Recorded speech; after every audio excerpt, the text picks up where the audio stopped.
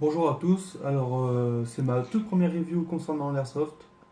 Euh, je suis désolé si je vais pas être parfait, je vais peut-être me tromper sur certains points, voilà. Bon, c'est comme ça, je suis pas pour être parfait sur cette vidéo.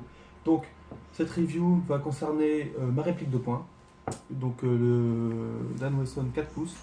Donc en premier temps, je vais faire des caractéristiques, en deuxième temps, je vais faire point fort, point faible. Et en troisième temps, je vais faire un bilan d'utilisation de ma réplique. Il n'y aura malheureusement pas de test de tir parce que j'habite en centre-ville. Donc à part avoir les bleus devant ma porte, je ne vais pas avoir grand chose. Voilà, c'est comme ça. Tant pis. Donc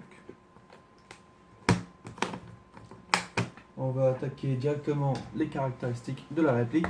Donc c'est une réplique full metal. À part la poignée qui elle est en ABS. Fonctionnement CO2 avec donc la sécurité. Ici, sécu, on peut rien faire. Ici, soit on arme le chien pan, soit directement la gâchette. Et quand on pousse entièrement le teuteux, on sort le barillet, on met nos douilles. Ensuite, système de visée. Donc, réglable de gauche à droite ou de droite à gauche avec la petite vis. De bas en haut ou de haut en bas avec la petite vis. Ici, la mire qui, elle, ne bouge pas du tout. Voilà. Pour mettre la sparklette, on prend la poignée, on fait ça, on met la sparklette, on visse avec donc le pas de vis. Nickel, on peut jouer. Ensuite, donc, pour ce qui est du chargement, donc pareil, donc douille. On met une douille ici, on met hop, la douille dans chaque trou, hein, dans chaque chambre, et on est prêt pour faire je joue avec les copains. Qui est fourni avec, on a un style d'odeur, on a 6 douilles, on a une mallette de transport, on a donc la boîte.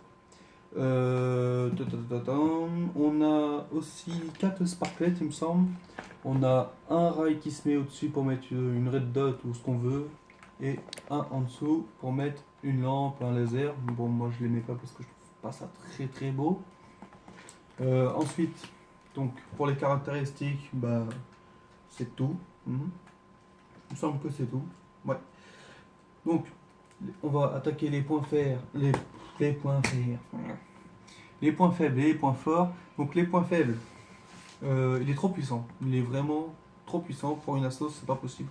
Je l'ai passé au chrono, il passe à environ 416 FPS, c'est pas possible. Voilà, on peut pas jouer avec en sortie de boîte à part faire du tir sur cible. Donc les douilles d'origine, ça n'a rien à voir avec la réplique, c'est les douilles, hein, tout simplement. Bon, il y a trop de CO2 qui sort, mais sinon c'est les douilles. On peut tricher sur la puissance avec les douilles. Donc celles qui sont fournies avec, bah, on s'en sert pas. On achète, hop, donc les 6 douilles environ 13-14 euros. Donc avec l'embout jaune, la seule chose qui change, c'est ce petit cylindre avec le cran qu'on met ici et donc on referme et ça baisse la puissance. Voilà. Autre point faible, la poignée. Donc ça s'ouvre comme ça. Il y a du jeu là. À peine on tire, tout s'arrache. Donc c'est pas forcément le top. Pareil, quand on met la sparklette, pour donc qu'elle soit compressée contre le joint, euh, quand on visse, on a du CO2 qui se barre assez facilement. Il faut faire ça très rapidement, très bien, parce que sinon, fuite de CO2, pas possible. Ils auraient pu faire comme les 350 Python, faire l'entrée de la sparklette ici, hop, on fout la sparklette, on visse avec une clé Allen et basta. Bon, voilà. Canvasson, bof. Autre point faible. Alors, hop-up fixe. C'est un petit peu dommage. Voilà. Je sais même pas si c'est un peu dommage. Bon, bah, c'est comme ça, hein. Sur les pitons, il n'y en a pas non plus. Voilà.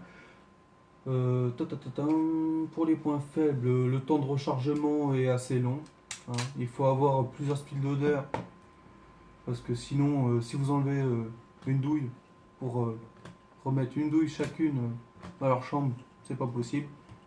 Donc c'est simple, pour un speed loader, on met les douilles à leur place. On fait ça. Hop.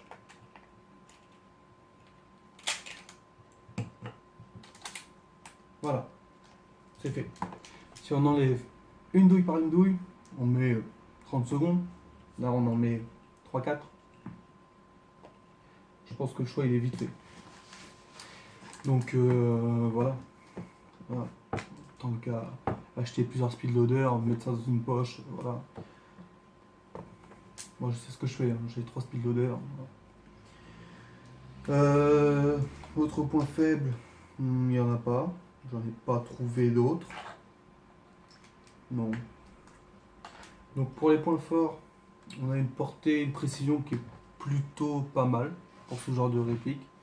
C'est plutôt pas mal. On a 25 mètres de portée précision vraiment pas mal. Au-dessus de 25 mètres, c'est un peu moins bien, mais bon, ça fait toujours l'affaire.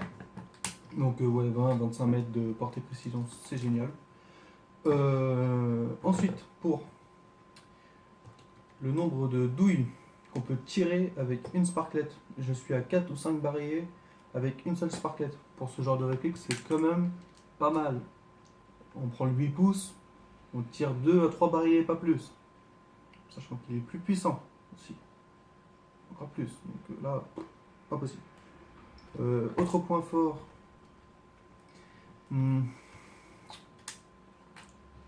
C'est tout? Non? Parce que j'ai ma petite fiche, hein, mais j'en cherche d'autres. Bah non, c'est tout.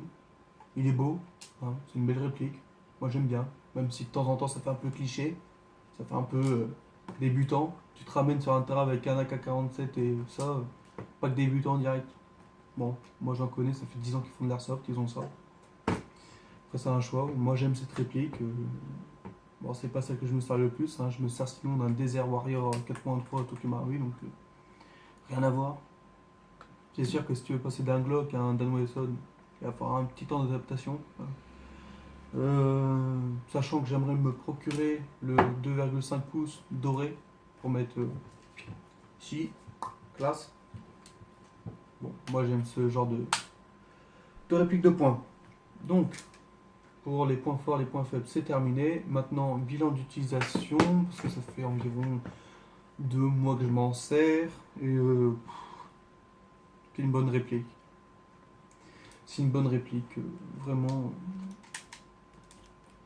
rien à dire. Rien à dire. Au niveau du barillet, il n'y a pas de casse, il n'y a pas d'usure, il n'y a pas de jeu. Vraiment, ce qui vieillit mal, c'est peut-être la poignée. Vraiment, c'est vraiment fragile. D'ailleurs, je crois que j'ai une petite casse ici.